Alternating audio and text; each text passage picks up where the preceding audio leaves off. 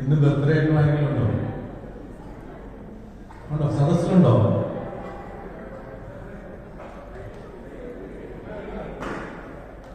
ഒരാളുണ്ട് സദസ്സിൽ.